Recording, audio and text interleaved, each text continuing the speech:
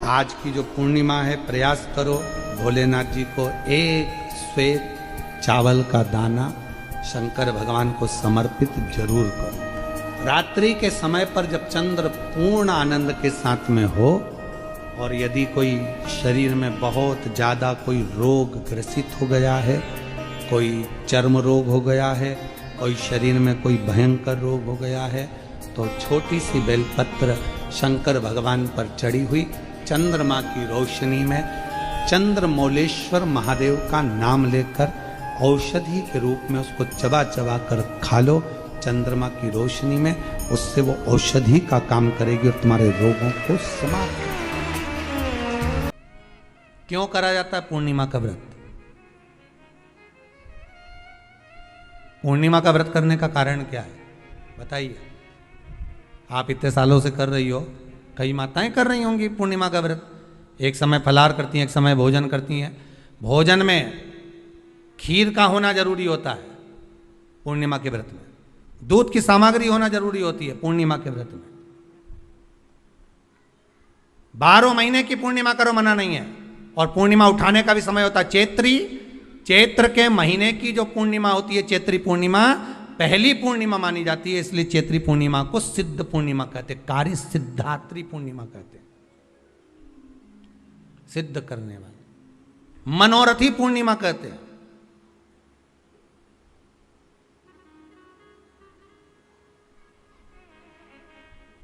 मनोरथी पूर्णिमा। इसलिए पूर्णिमा का व्रत कहां से उठाया जाता है? चैत्र के महीने की पूर्णिमा से पूर्णिमा का व्रत उठाया जाता है कि मैं महीने की पूर्णिमा करूंगी तो वो चैत्र पूर्णिमा से उसको उठा लिया जाता है। पर उसका एक नियम रहता है, आप फलाहार करें अपनी जगह पर है, पर एक समय भोजन कर रहे हैं वो अपनी जगह पर। भोजन के साथ में मीठे के साथ थोड़ा दूध की सामग्री होना जरूरी होती है। और क्यों करते हैं पूर्णिमा का व्रत? किस लिए किया जाता है, क्यों करा जाता है, उसका व्याख्यान वर्णन शिव महापुराण के अंतर्गत स्कंद पुराण में लिखा गया। स्कंद पुराण में वर्णन किया है श्री वेद व्यास जी महाराज ने।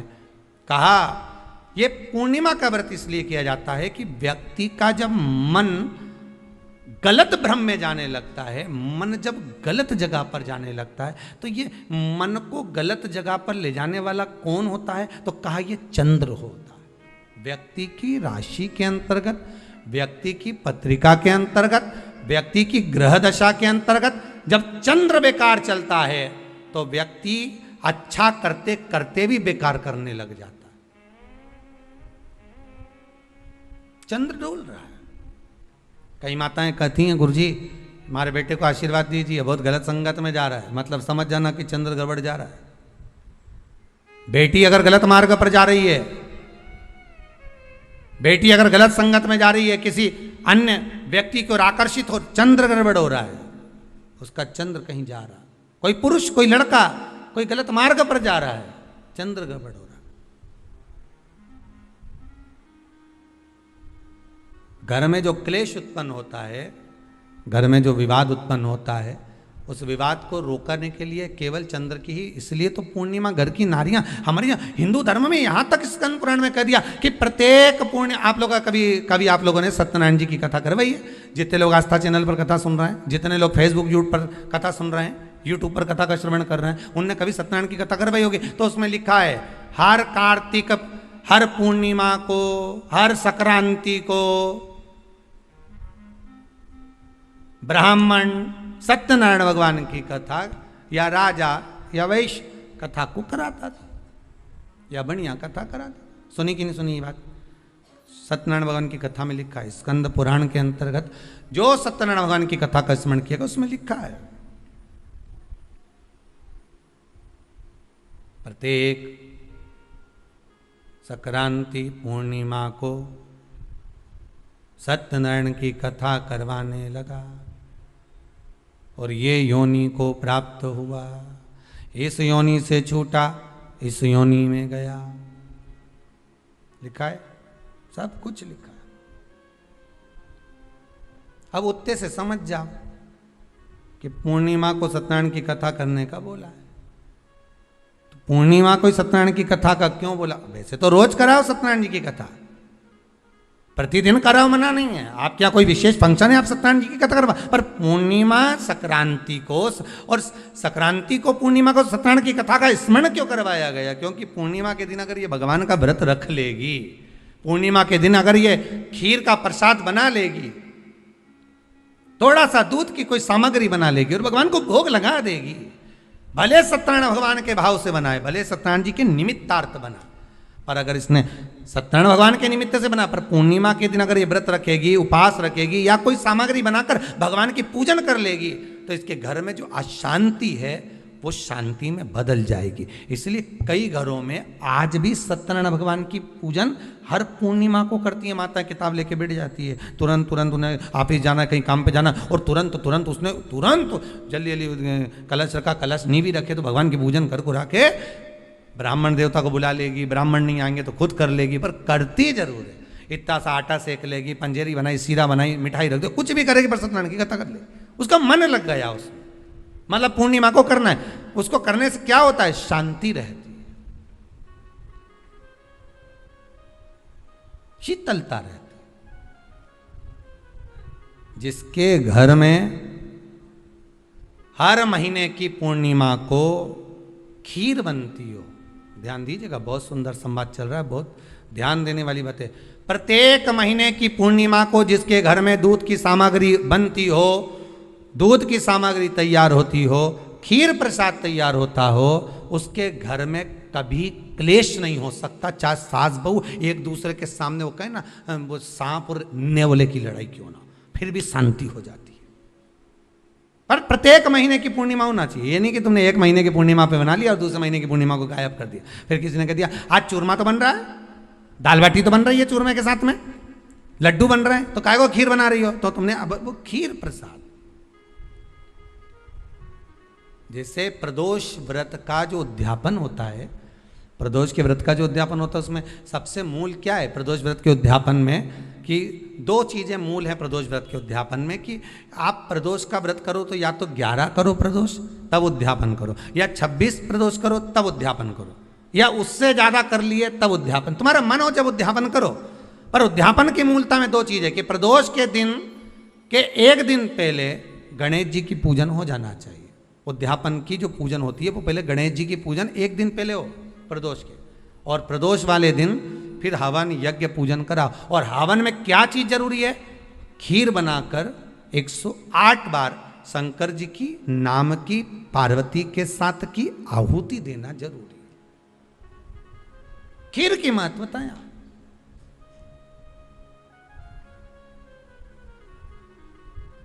चलो और सहज भाषा में समझिए, और सरल भाषा।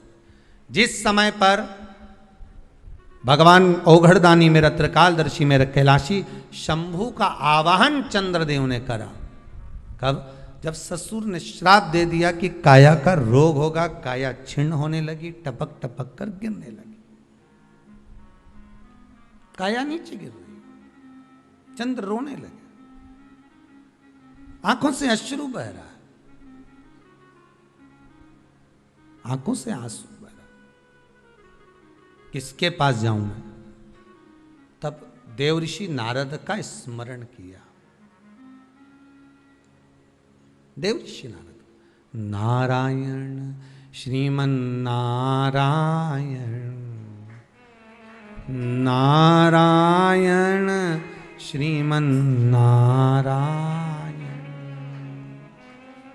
देवऋषि नारद का स्मरण कर, नारायण श्रीमन नारायण, नारायण श्रीमन नारायण। देवर्षि नारद को याद किया चंद्रदेव ने कि मेरी काया क्षीण हो। नारद जी आए, आकर उपदेश दिया देवऋषि नारद ने, क्यों ना आप शिव की आराधना कर लो।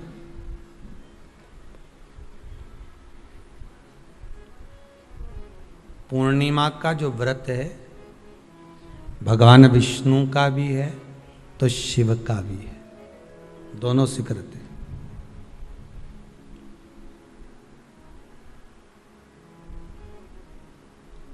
दोनों स्वीकृत है। जिसका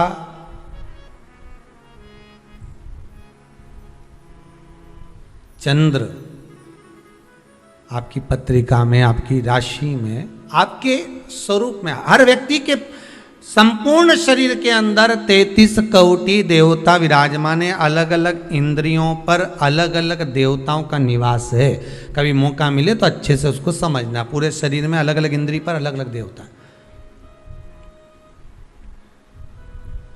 जिस व्यक्ति को रात्रि में, जैसे ही रात हो या दिन हो, भोजन करने के 15 मिनट के बाद ही नींद की झपकी आ जाए, समझ लेना चंद्र कमजोर पड़ गया, चंद्र गड़बड़ हो गया। बहुत ध्यान सुनिएगा जरा। पूर्णिमा का व्रत किसके लिए है वो भी ध्यान से दीजिए। शायद आपने कभी सुना ना सुना, पर अच्छे से सुन लोगे ना ये व्रत कथा, बार बार नहीं मिलने वाली। फिर इसके बाद तो तुम भले वो फिर फेसबुक यूट्यूब पर बाद में निकाल के भले सुनते रहना, पर सुन लो पूर्णिमा के व्रत का महत्व पूरा। एक, भोजन के बाद जब नशे जैसा माहौल हो जाए, आपको बिल्कुल कोई छेड़े ही नहीं, सोई नींद आएगा, जब लग जाए कि अब तो 2 क्षण सोना ही पड़ेगा, नेत्र कितना ही जगाओ तो भी नहीं माने, फिर तो बिन पिए नशा हो जाता है, जो बोले भोले गाता। तो ये जब ये चंद्र अपना प्रभाव दिखाता है तो भोजन के बाद आपको डुबा देता है। ठीक है,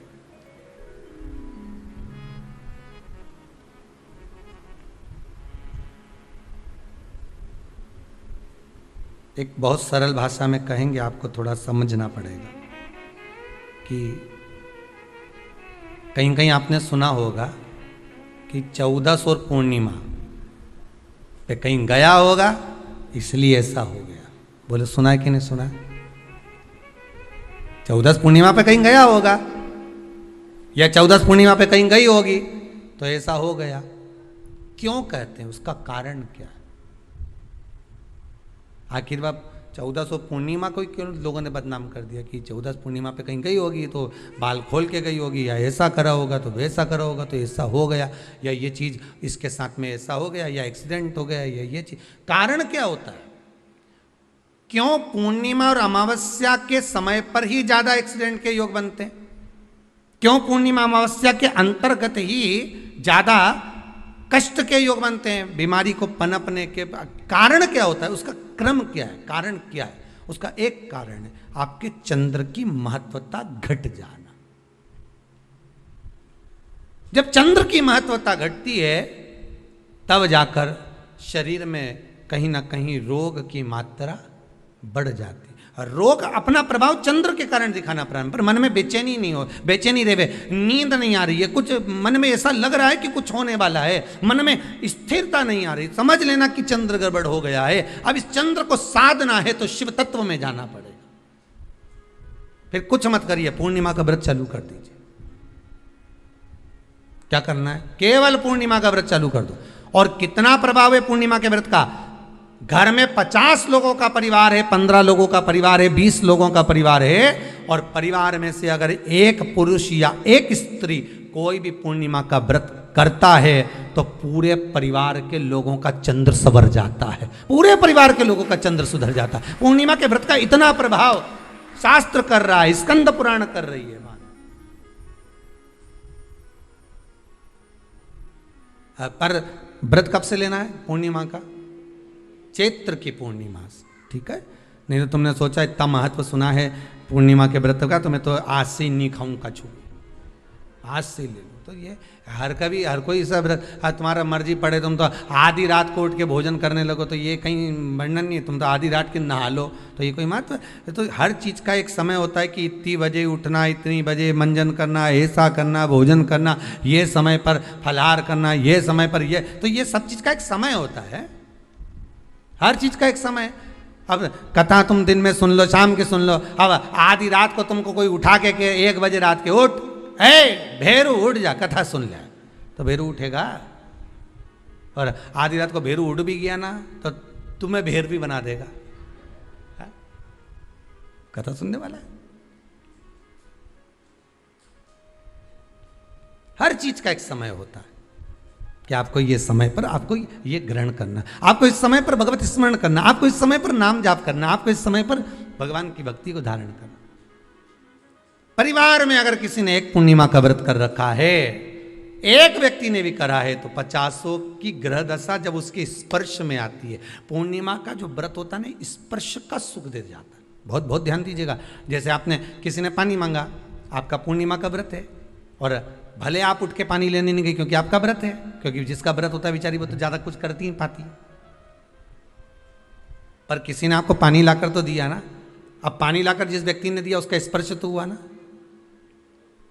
ये अभी गई थी ना दूसरी लहर कोरोना महामारी, इसको देख लो, इसको टच किया, इससे टच होकर उस पर गया, उससे टच होकर उस पर गया, तो ये कोरोना महामारी। अब जब ये कोरोना महामारी टच करने से फैल सकती है, तो व्रत का पुण्य टच करने से क्यों नहीं बढ़ सकता? विचार करिएगा जरा, उसका भी तो पुण्य। अब आपने किसी को जल दिया, जल दिया जिसका व्रत था उसको जल दिया। और सरल भाषा में समझ लो, कभी मथुरा वृंदावन गए हो आप लोग?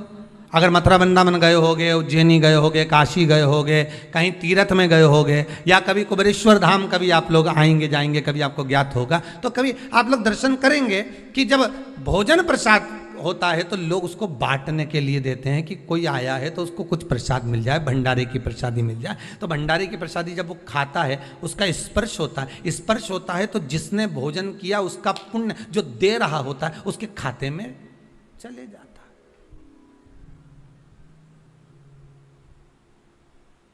उसके खाते में गया वो।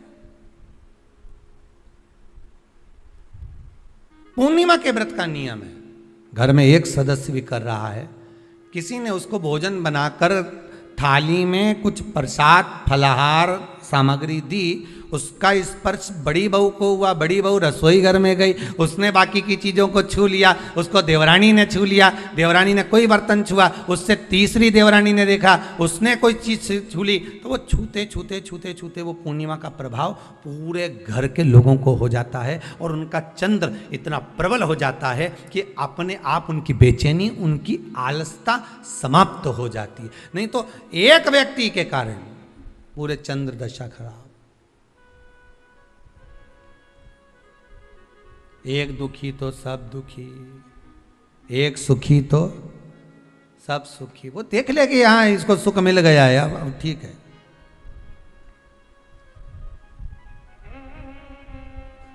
जब बेचैनी लगे, 14 और पूर्णिमा आए और आपको लगे बेचैनी बहुत ज्यादा है, मेरे को थोड़ा बेचैनी, ना जाने क्यों ऐसा होता है कि 14 पूर्णिमा आई और मेरे को बेचैनी, तो समझ लेना कि चंद्र गड़बड़ है। फिर क्या करना है? एक व्रत घर का कोई भी सदस्य पूर्णिमा का प्रारंभ कर दे। ज्यादा नहीं करो तो थोड़ी करो, पर करो, व्रत करो।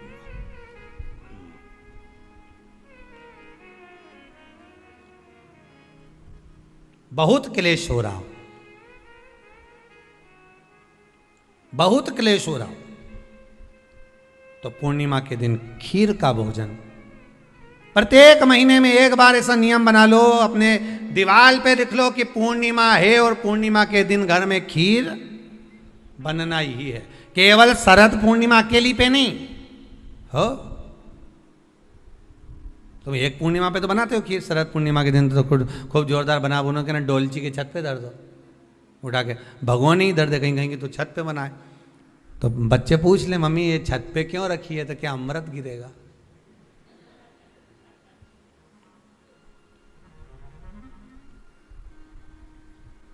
अब बोलो जम के जरा, क्या गिरेगा? अमृत गिरेगा। अच्छा, अब शिव महापुराण की कथा स्कंद पुराण तो कहती है, पूर्णिमा के महत्व को जो दर्शाया जाता है कि शरद पूर्णिमा के दिन चंद्र में से अमृत तत्व गिरता है, गिरता है।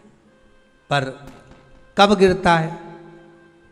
अरे जम के तो बोलो, जब उस खीर का ढक्कन हटा हुआ, केवल खीर का नहीं अपना भी ढक्कन हटा हो, तभी तो अमृत गिरेगा।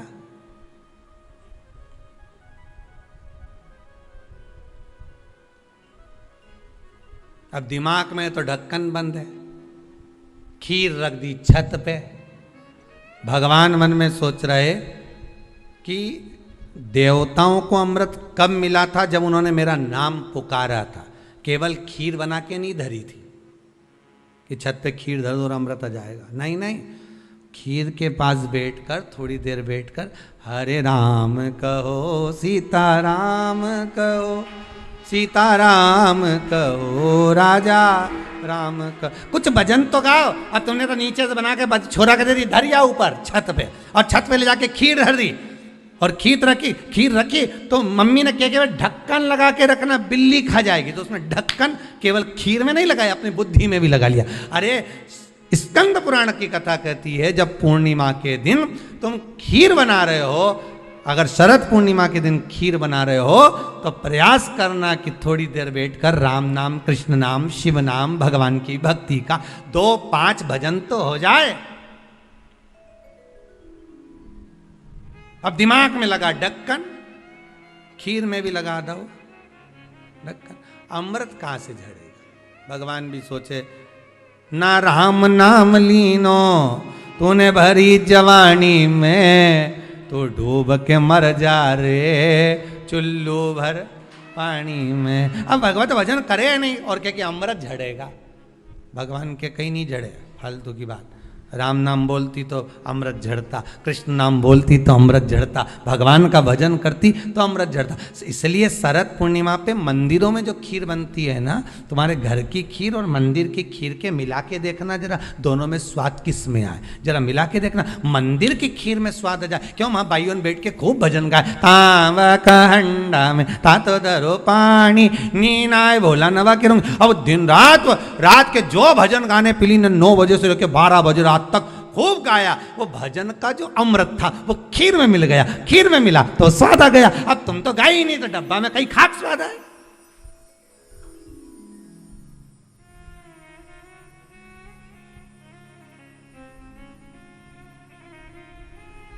अब रात्रि को छोरा से क्या, जा खीर उठाना नीचे, जो खीर लेके आया ने खा के देखी तो ये खीर तो फटी गई। अब खीर ही फट गई। छोरा से 2 धर के दिया, कर तो ढाक के नहीं आया था? नहीं ढाक के आया। तो इसमें तो मैंने वो चिरौंजी डाली थी, दाग चिरौंजी, पर ये बिजली का कीड़ा उनका और डाली थी दाग चिरौंजी, आ गए हम। उस समय पे बिजली का कीड़ा बहुत चले, शरद पूर्णिमा के टाइम पे, काला वाला, और एक ही आ जाए नहीं तो पूरा इलायची का स्वाद दे जाए। अब डाली थी दाग चिरौंजी, आ गया वह कीड़ा बिजली का। राम अब छोरा को कूट रही, अब उसको कूटने से क्या हो? ये तो उसी में का हाल नहीं हो गया। एक बच्चा घर आ गया दौड़ के, माता जी ने पूछा क्यों तू वापस घर क्यों आ गया? स्कूल नहीं जा सकता था? स्कूल में बैठने का कहा था ना तेरे को, क्लास में बैठने का कहा था तेरे को, तो घर में क्या कर रहा है कि नहीं जाना मेरे को स्कूल? तो क्यों नहीं जाना? नहीं जाऊंगा, नहीं जाऊंगा। तो छोरा से तू जाए क्यों नहीं? नहीं जाऊंगा, नहीं बोल, नहीं जाना, नहीं जाना बस। अरे तो हुआ क्या ये तो बता। कि मार साहब है नहीं, हमारा टीचर, हमारा गुरुजी माँ साहब, उनने बोर्ड पे लिखा महाभारत, और हमसे पूछे किसने लिखी, तो हमने कह दिया तुम नहीं लिखी। तो उन्होंने हमको खूब मारा, तो अब स्कूल नहीं जाऊंगा। जब मार साहब खुद लिख रिया है, इतना बच्चा के सामने लिखा, बोर्ड पे लिखा महाभारत, और हमसे पूछा किसने लिखी महाभारत, तो हमने कह दिया तुम नहीं लिखी।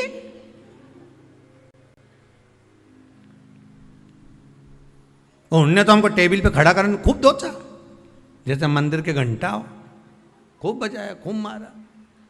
इसलिए अब नहीं जाऊंगा स्कूल। इतने में माँ ने हाथ पैर जोड़े, वो महाभारत किसने लिखी थी ये पूछा था, तो हम वही तो बोल रहे हैं माँ साहब ने लिखी थी। हम कौन से अलग बात बोल रहे हैं? हम भी तो बोल रहे हैं कि टीचर ने लिखी, मारसाम ने लिखी।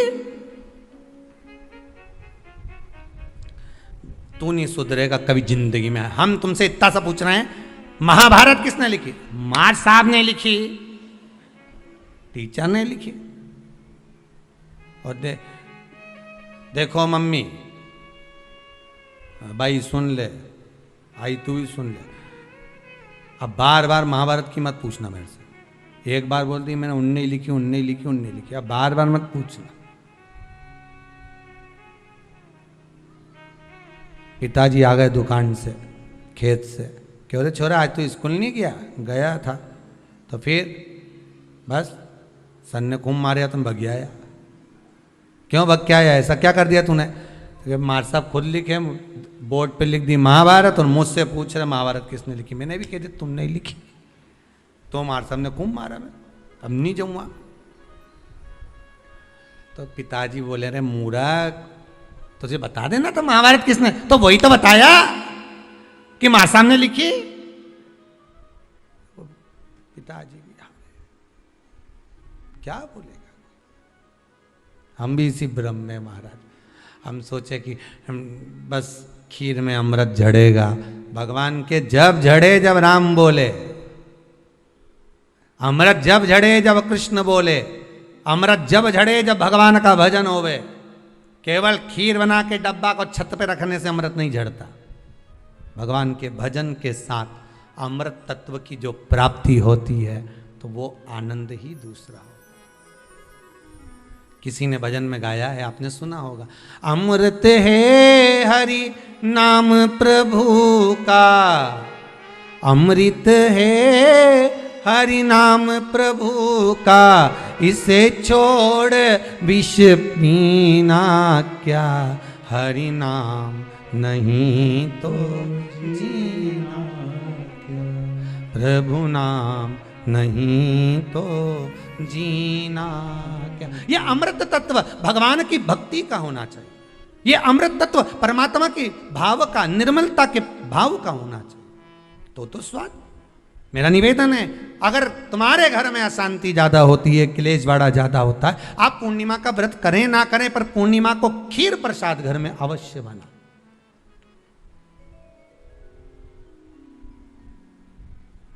12 महीने की पूर्णिमा करके देखने में क्या जा रहा है?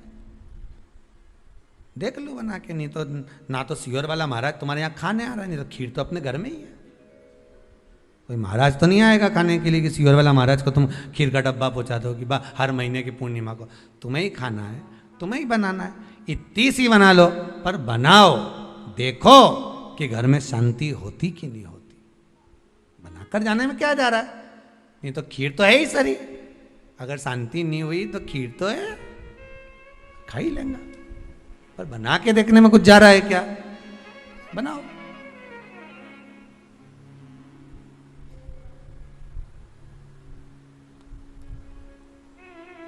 उसकी महत्वता को जानना है। ये जो हवन में, यज्ञ में खीर की जो आहुतियां छूटती हैं, ये इसका महत्व बहुत है महाराज।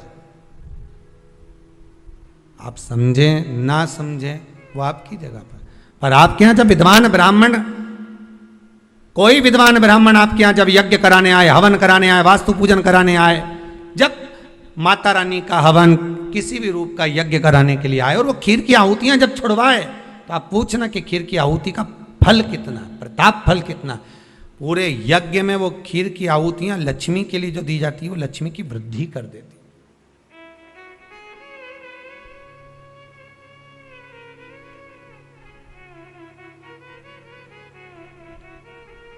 उसका महत्व कितना बढ़ जाता है,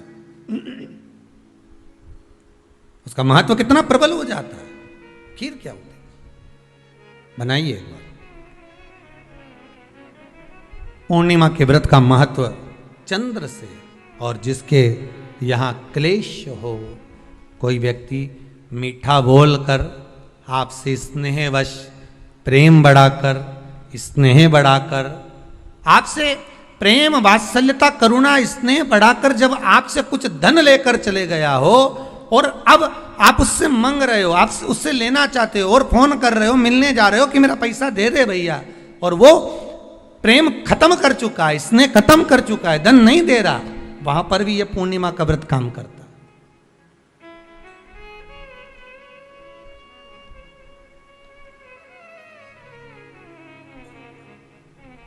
वहां पर भी पूर्णिमा का व्रत काम करता है।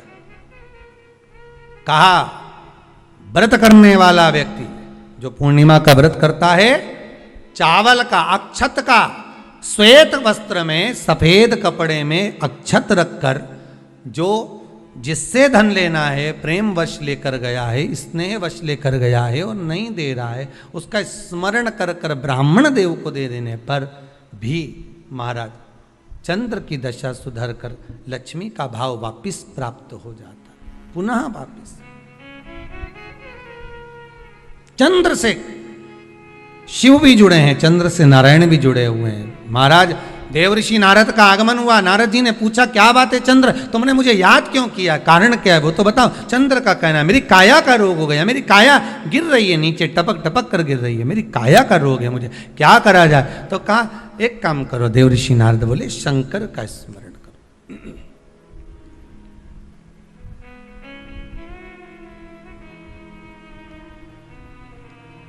शिव का स्मरण कर लीजिए। चंद्रदेव ने पूछा शंकर का स्मरण मैं करूं, प्राप्त करूं, क्या भगवान शिव मेरे संकट को हरने के लिए आएंगे? क्यों नहीं। चंद्र के मन में थोड़ा संशय है, क्या शिव आएंगे मेरा संशय हरने के लिए? हाँ, क्यों नहीं आएंगे। तो देवऋषि नारद के सामने एक संशय और पैदा कर दिया चंद्रदेव ने। बात ऐसी है कि मैं, दक्ष प्रजापति मेरे ससुर हैं जी, और बोलिए शंकर भगवान के ससुर भी बोलो दक्ष प्रजापति हैं, सती इनको भी आई है, तो 60 कन्याएं चंद्रदेव के पास में भी गई।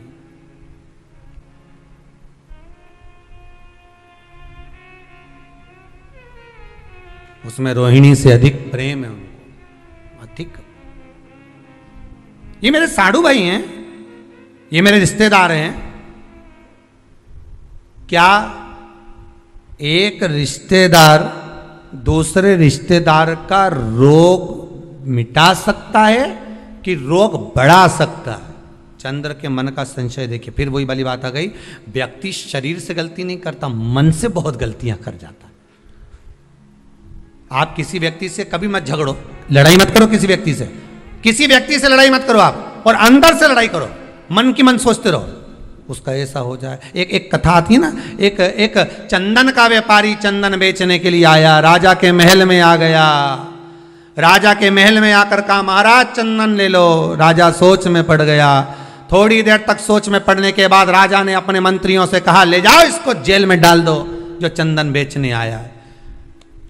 मुनि मंत्री की चित्तवृत्ति में पड़ा, ये राजा कभी किसी को जेल में नहीं डालता, पहली बार चंदन बेचने वाला आया और इसको जेल में डाल रहा। आखिर ये चंदन बेचने वाले ने गलती क्या करी है? राजा ने दूतों को बुलाया, लिया इसको पकड़ के जेल में डालो। उसको जेल में ले जाकर पटक दिया।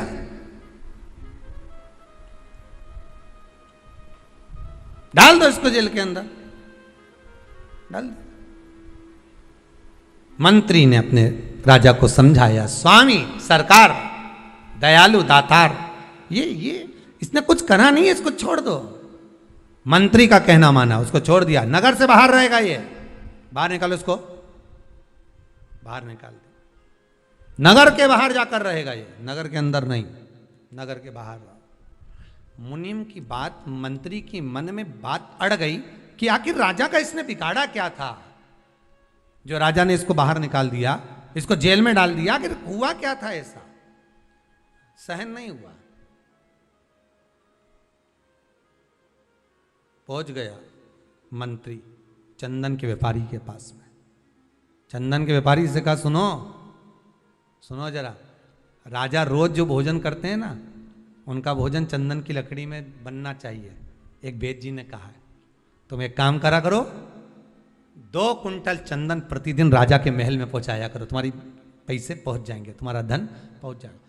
2 कुंटल चंदन, हाँ पहुंचाना मत भूलना, भेजते रहना। हाँ हाँ बिल्कुल भेजूंगा। रोज भेज रहा प्रतिदिन। एक दिन राजा ने कहा, जाओ चंदन के व्यापारी को लेकर आओ, उसका हमें सम्मान करना। राजा ने अपने हीरे की माला निकालकर चंदन व्यापारी के गले में डाल दी।